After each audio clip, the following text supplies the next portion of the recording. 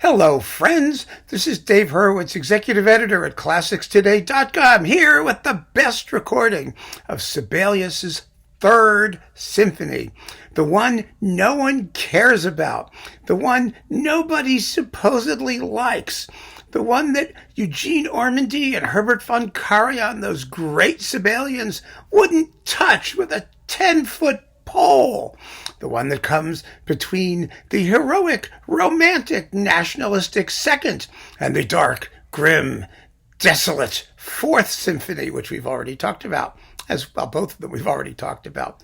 Why is it that people don't like this symphony, that it doesn't get performed?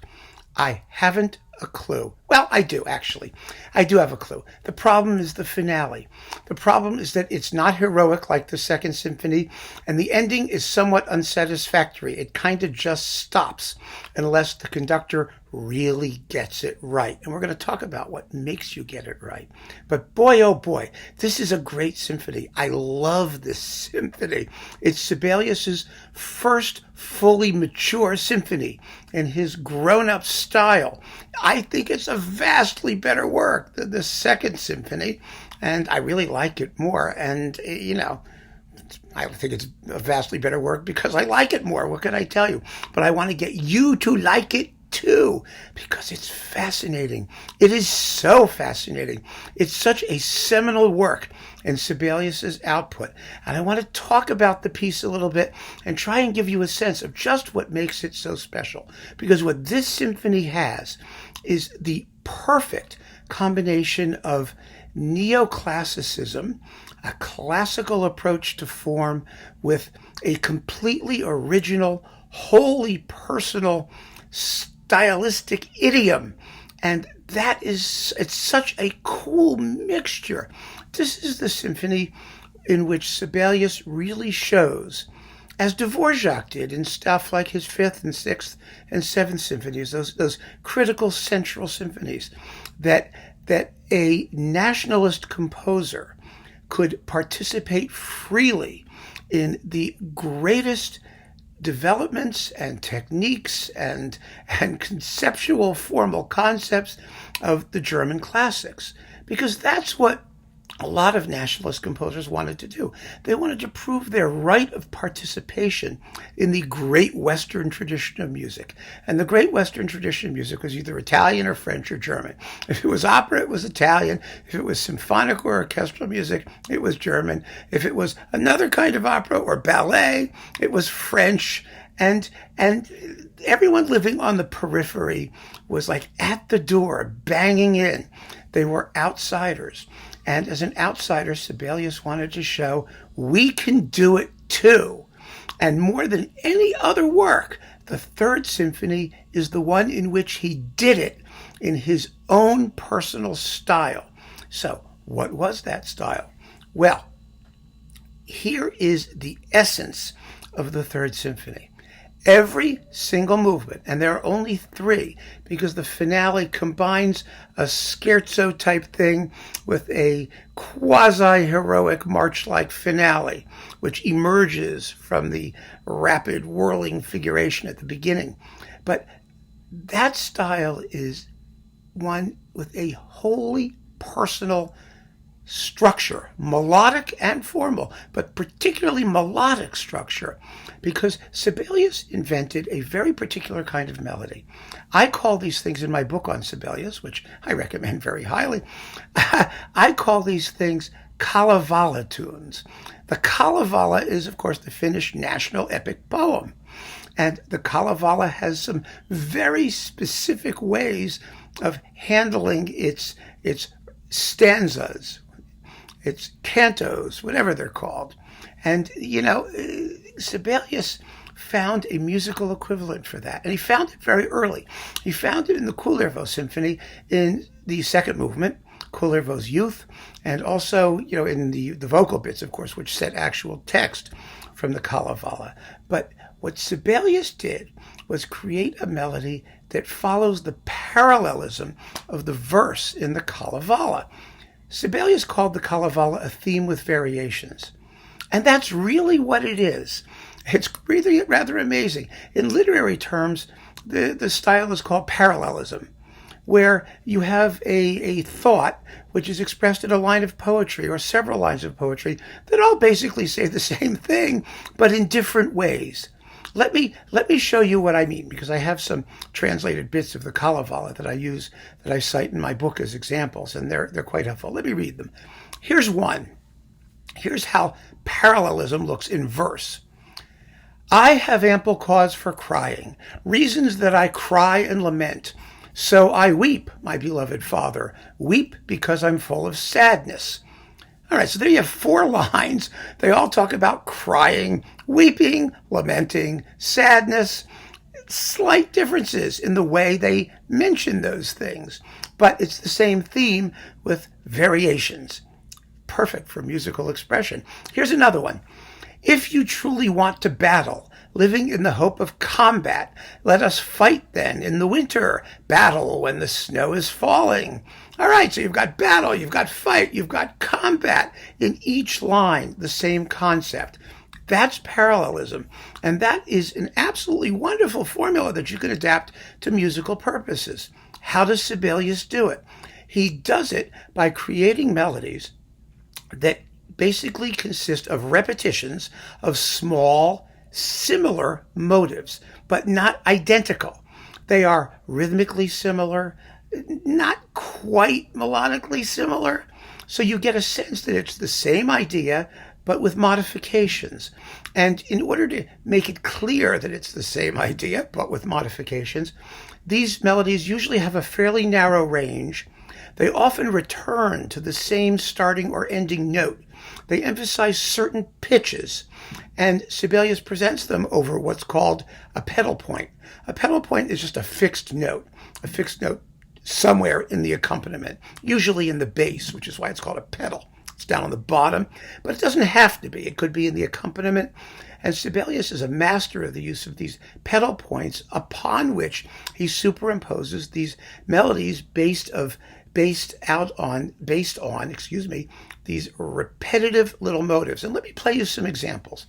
They're all from pieces that depict stories from the Kalavala, from Finnish mythology. So first, Pohjola's Daughter, his greatest symphonic poem, arguably. And here's a marvelous performance. These are all Ondine recordings, by the way. Thank you, Ondine. The Helsinki Philharmonic Orchestra under Leif Segerstam. And here is the main theme of Pohjola's Daughter. Listen how, first of all, you have the pedal point, in this case a string ostinato, one of those jump bump bump bump bump bump bump bump bump bump bump bump bump bump bump that goes back and forth. It's sort of, they call it cross-hatched writing because of the way it looks on paper. But you've got this accompaniment that's very persistent and all the way through, and on top of it there's a melody. And the melody consists of similar fragments that keep coming back to the same note. And here it is. Just listen to it.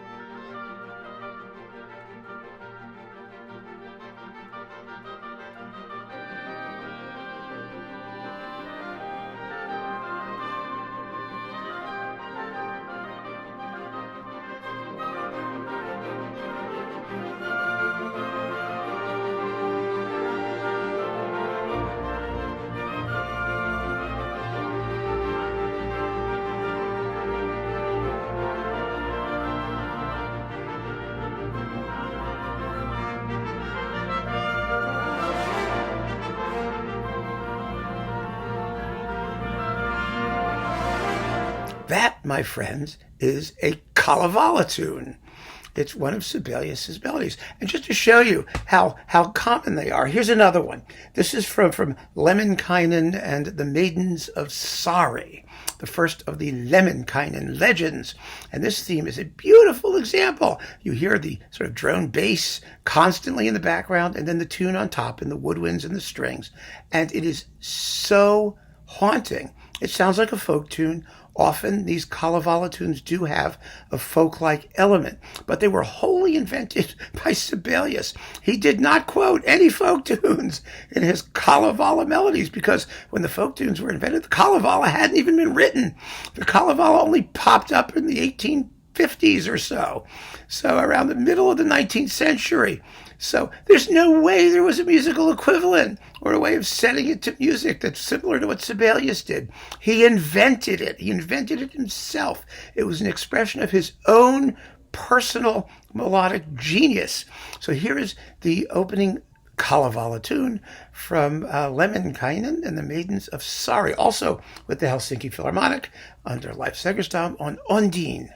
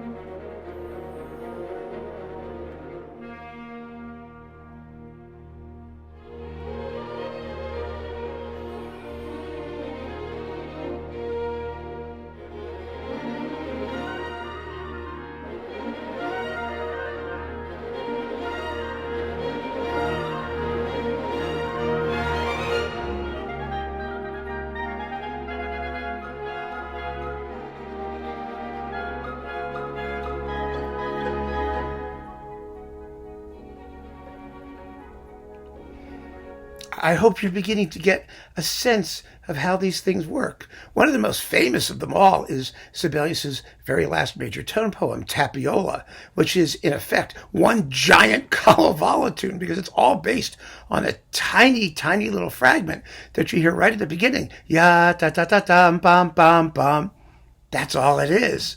And variations on that become the fabric of the entire work. It's just amazing what Sibelius does with it. But these are all based in Sibelius's interpretation of Finnish mythology. And the way we know this is that all of his pieces, which are based on the Kalevala, use Kalevala tunes. He doesn't use them ever in his theatrical music, in his incidental music, but in the symphonies.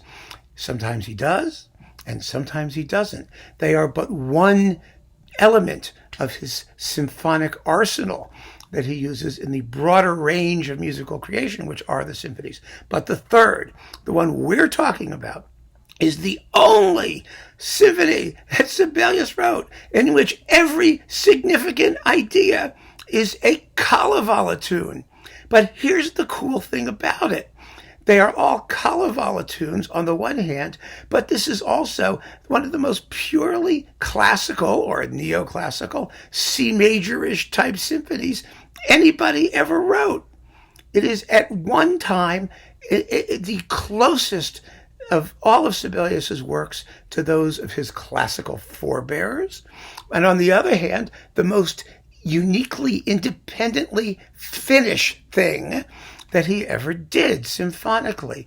And that's why it's so fabulous. And my feeling is as soon as you know that, and I show it to you, you're going to be enraptured by this piece because it really is just fantastic. Absolutely fantastic. So that is why I think this symphony is so marvelously special. And I want to say, the idea of the Kalevala tune, the tune built up of repeated motives, I mean, that goes on forever. That's as old as music. I mean, Haydn did it, right? The minuet of Symphony number 88. Yum ya dum bum ba dum ba dum bum ba dum da dum bum ba. I mean, it's the same thing over and over again. Beethoven, da da da dum, right? Beethoven's Fifth. Mozart's G minor symphony. Those are all themes based on repeated motives that build up in sequences. But Sibelius's way of doing it in his Kalavala tunes is special. And so here are the Kalavala tunes that constitute the Third Symphony. I'm using another Ondine recording, again with the Helsinki Philharmonic and Leif Segerstam. This is their recording of the third and the fifth. It's a fabulous performance. Absolutely fabulous. Remember, we're going to talk about another 10 recordings of the symphony. But first, I want you to hear these examples and just get a sense of how every movement is built up of using the same technique, although the tunes are completely different. That's also an incredibly classical, Haydnesque, if you've been following my Haydn Symphony crusade, Haydnesque way of building unity without necessarily employing thematic recall, although there is a little bit of that too in the symphony. But the unity comes from the type of melody, the constructive force behind the entire work. And it's, oh God, I love this piece. I can't even tell you. Okay, let's listen to the first theme. The first movement. Here it is, a Kalavala tune.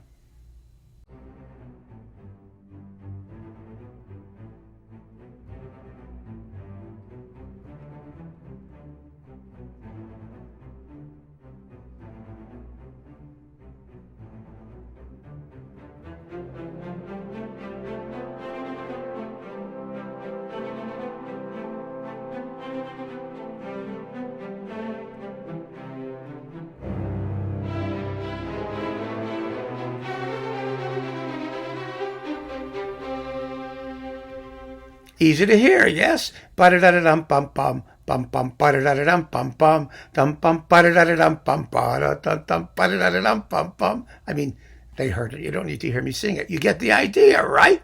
It's built up of repetitions of that little idea. Then the second subject, because this is a perfect sonata form with wonderful motion music and transition. And the second theme, which is first announced on the cellos, but then played by the full string section. I'm going to play you how it sounds in the recapitulation because you really hear the ostinato, very similar to the one in Pohjola's Daughter.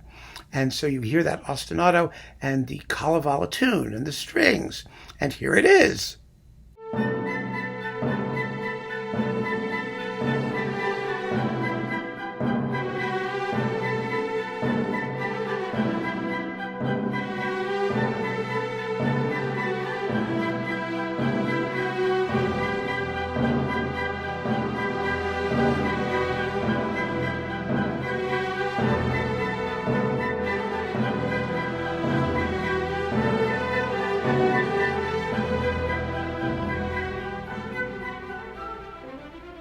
Yes.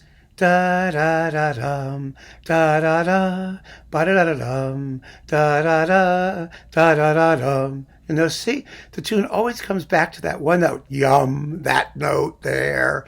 That's the main theme, and it spirals away from it in various directions, always returning to the same note, and always with that jump, bum, bum, bum, bum, bum, bum, bum, bum, bum, bum, caging it in, holding it in. Those are the Kalavala tunes.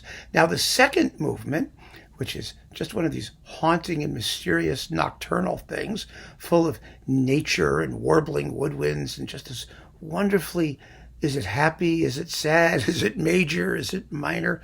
Here is that Kalavala tune. Sounds completely different from the ones in the first movement. And it is, but it's the same kind of tune. Here you go.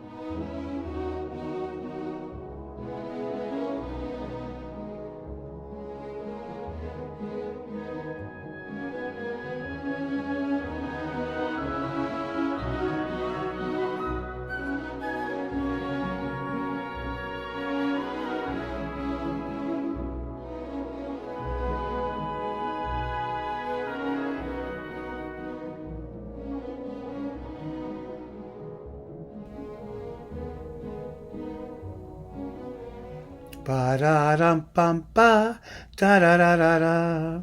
That's the germinal motive.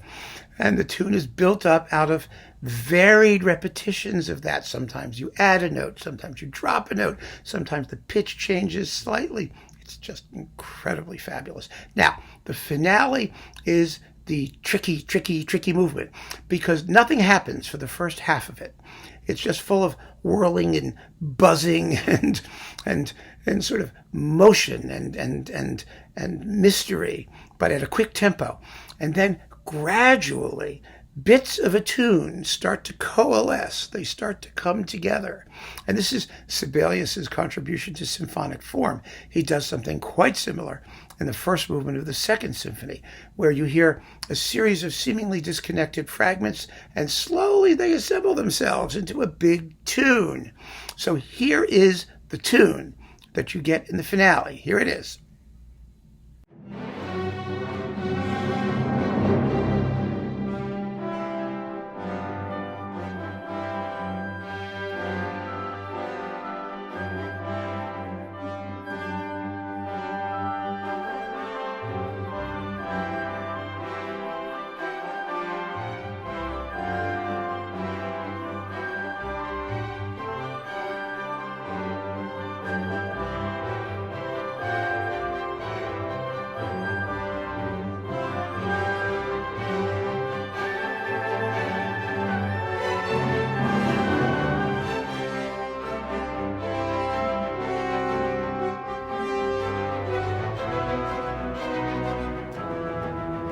Now that tune, which is kind of like a march, a grand procession, it's all based on ya da da da da ba ba da da da da.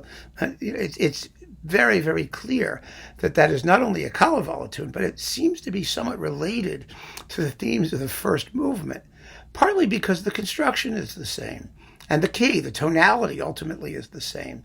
And so that creates a unity across the arch of the symphony.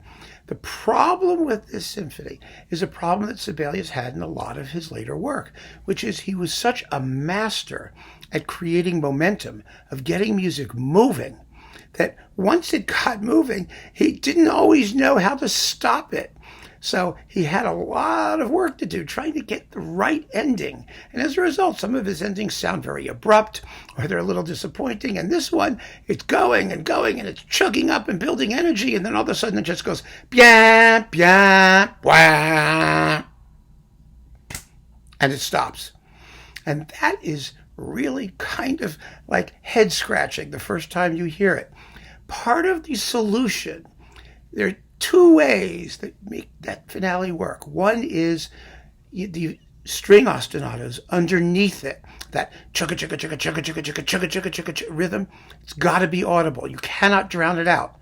You have to have this tune embedded in a string texture that's constantly roiling, and that gives the whole thing a wonderful sense of momentum, but also a groundedness that allows that last gesture, just the descending C major arpeggio, to actually have a feeling of finality. But the other thing is a touch of orchestration, a subtle touch of orchestration that I ask you to listen to whenever you hear a recording of this symphony. At the end of the first movement and the end of the finale, the timpani start out with a big loud roll and make a diminuendo underneath the rest of the orchestra, a diminuendo all the way to piano or pianissimo. And the idea, of course, is in the first movement has this glowing amen cadence, one of Sibelius's very typical ending formulae. He does it at the end of the Second Symphony, at the end of Finlandia, it's called a plagal cadence, but it doesn't have, it's amen, that kind of a thing. And he has the timpani make a decrescendo because it makes the music sound more hymn-like, more organ-like. If you have the percussion rattling along on the bottom, it doesn't sound like the music has stopped one of the things about hymns is that they're kind of timeless. They're timeless because there isn't anything pushing them forward. And Sibelius understood that. The composer he learned this from, I think, was Tchaikovsky. Because Tchaikovsky also had a habit at the end of his symphonies of sometimes, not always, but sometimes when the timpani are rolling and everything's going crazy, but he has the whole orchestra come down in a unison and the timpanist stops. Blah! Like at the end of the 1812 overture, I think that does it. And there are a bunch of other pieces by him where he understood if you keep this timpani rolling, it sounds like the music is continuing. The movement is continuing. It hasn't stopped. Sometimes that's fine because the excitement is just going. Like at the end of lots of symphonies that end that way with a big timpani roll along with the rest of the orchestra. But if you take the timpani out, there is a feeling of finality and of stoppage that's really noticeable. And Sibelius does it on the last chord of this finale. And you should listen for that because some conductors don't do it. Some conductors think it must be a mistake and keep the timpani forte. It doesn't destroy a performance. If everything that comes before is done well, it's okay. You can get away with it. But if you do it, yes, because it does two things. First of all, it sends you back to the end of the first movement and exactly the same sonority. And second of all, it does provide an extra feeling of finality on that last chord where Sibelius needs it most. So, I hope that this little chat is giving you a sense of just how fascinating this symphony is and some of the things that you should listen for when you hear it. There are other things. You may notice, for example, the recollection of the second movement at the very beginning of the third and the way that final tune slowly emerges. It's fun to hear the little bits of it before it finally pops out in full splendor, but it doesn't make any difference. This is just a great, great, great symphony. And I really hope that you can listen to it with some fresh ears and a fresh appreciation for what Sibelius achieved. So now, let's talk about some recordings, shall we?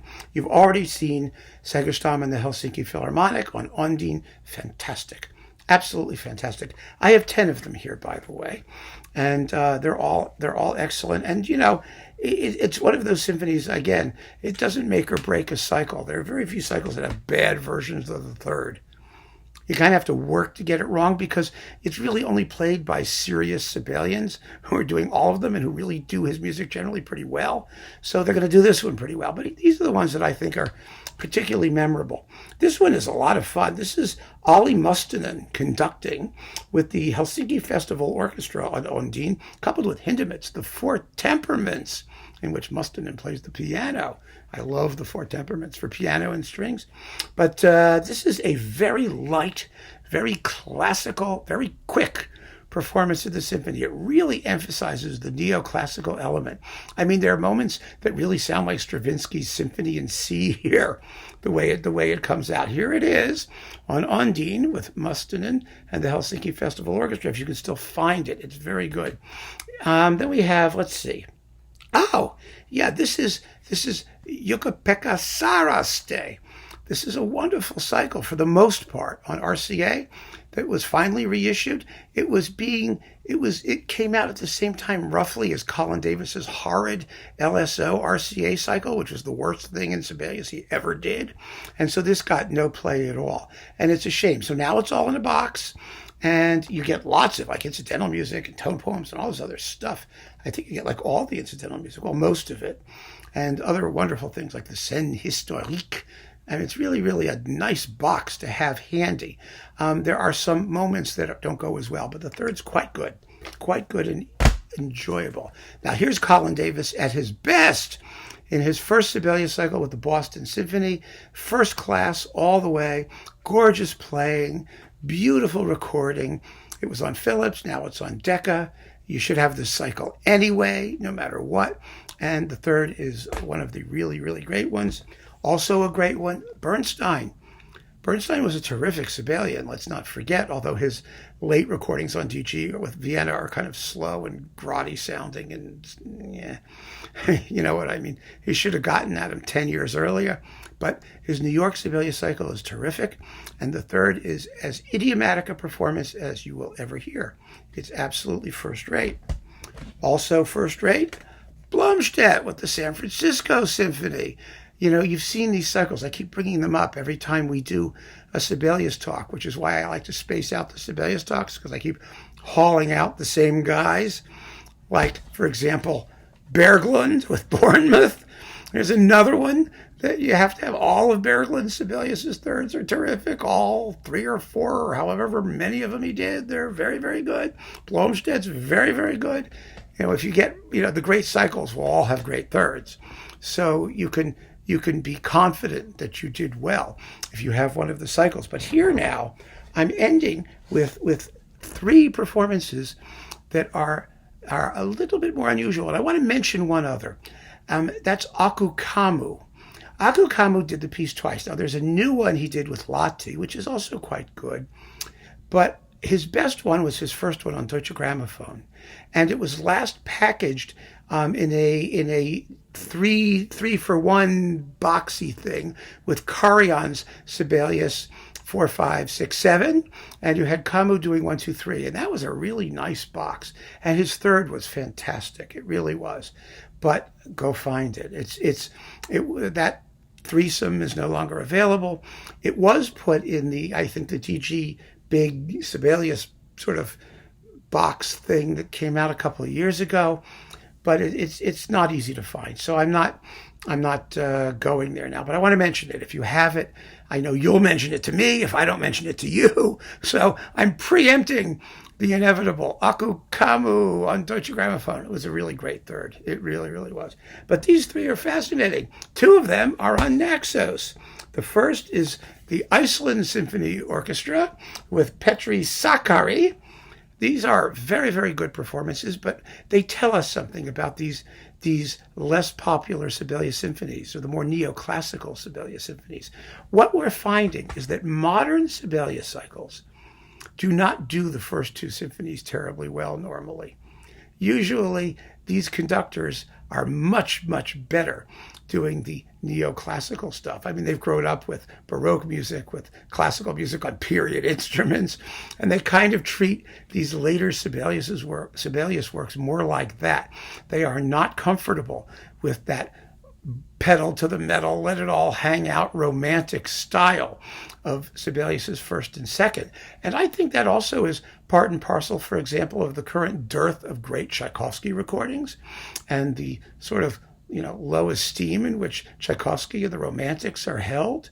You just don't see conductors today who are comfortable in that late Romantic style, because everyone's trying to eliminate vibrato and they're trying to be cool, and it's just not the modern aesthetic sensibility. But 50 years ago it was. And so you had conductors who did the first 2 really, really well, and the 5th, and might have had problems with those middle ones. That's why Ormandy and Karajan didn't do them, because the third just didn't comport with that romantic nationalist Tchaikovsky style version of it. I don't think they understood that it was with the third that Sibelius came out with the Sibelius type of new nationalistic music, modern nationalistic music. It's just such an important symphony. Oh, God. So the Iceland Symphony with Petri Sakari is quite good. Also fabulous, amazingly wonderful, is Pietari Inkinen with the New Zealand Symphony on Naxos.